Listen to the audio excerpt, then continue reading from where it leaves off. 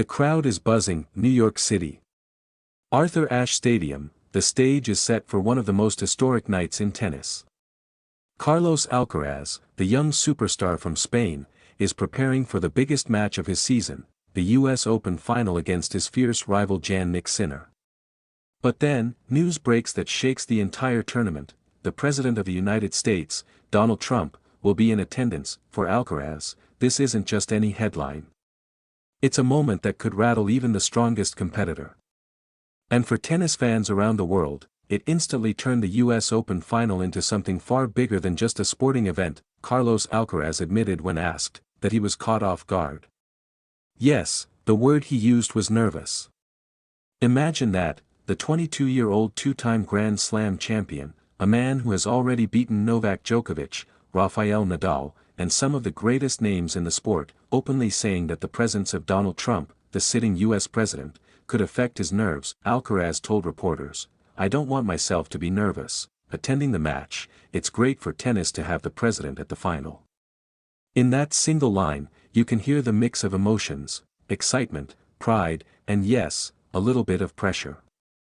Because this isn't just about holding the trophy anymore, it's about playing in front of the most powerful political figure in the world. Let's stop and think about how rare this is. A sitting president hasn't attended a US Open in 25 years. The last time was Bill Clinton, back in 2000. And never before in history has a president shown up for the men's singles final. This is history.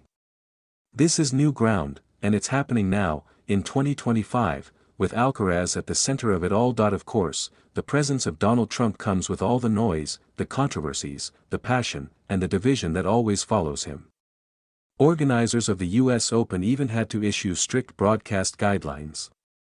Broadcasters were reportedly told not to show booing, protests, or any disruptions that might occur during the national anthem or Trump's arrival.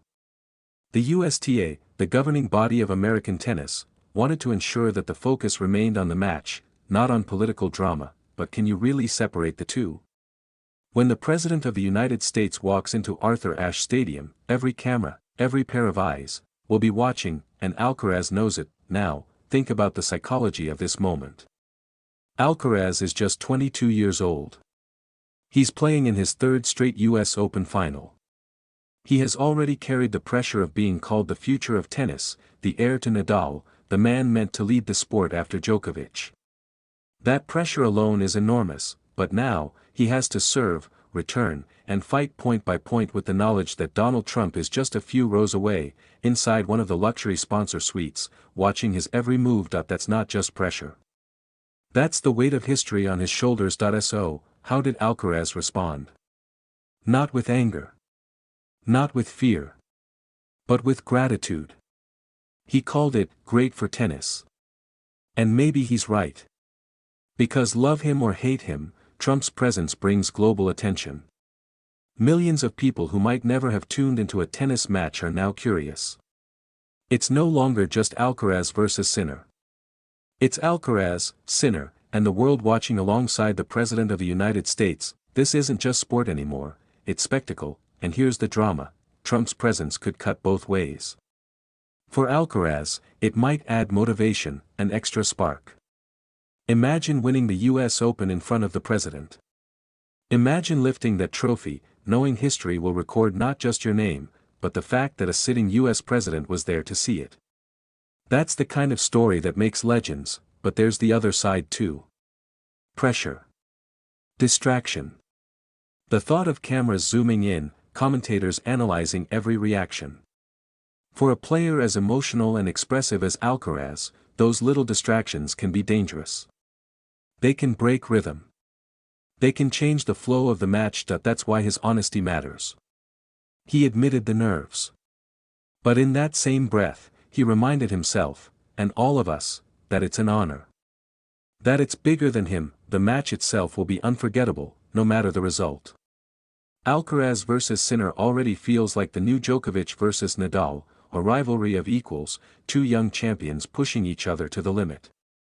But now, with Trump's presence, it carries the weight of history. If Alcaraz wins, this will be remembered as the night he conquered not just Sinner, but the nerves, the distractions, and the eyes of the most powerful man in the world. If he loses, some will say the pressure of Trump's presence got to him. Either way, it's drama. It's story. It's history. For Alcaraz, who grew up watching Nadal fight his way through the most intense battles, this is his own test. Can he handle the weight of expectation? Can he stay calm, focused, and fearless, even when the stadium buzzes with something far beyond tennis? And for the fans, it's a reminder of why we love this sport. Tennis isn't just about serves and forehands. It's about the emotions, the stories, the moments that no one could predict. Who could have imagined that the 2025 US Open final would not just be about Alcaraz and Sinner, but about a sitting president making history in the stands? Carlos Alcaraz is shocked. Nervous. Excited. But above all, he's ready. When he steps onto that court, he knows the world is watching. Not just for the tennis, but for the spectacle, the politics, the drama, the history, and that's why this final, this night, will be remembered forever, because it's not just sport. It's history being written before our eyes. So, what do you think? Will the presence of Donald Trump inspire Carlos Alcaraz to greatness, or will the pressure prove too much? One thing is certain, the 2025 US Open final is no longer just a match, it's a moment the world will never forget.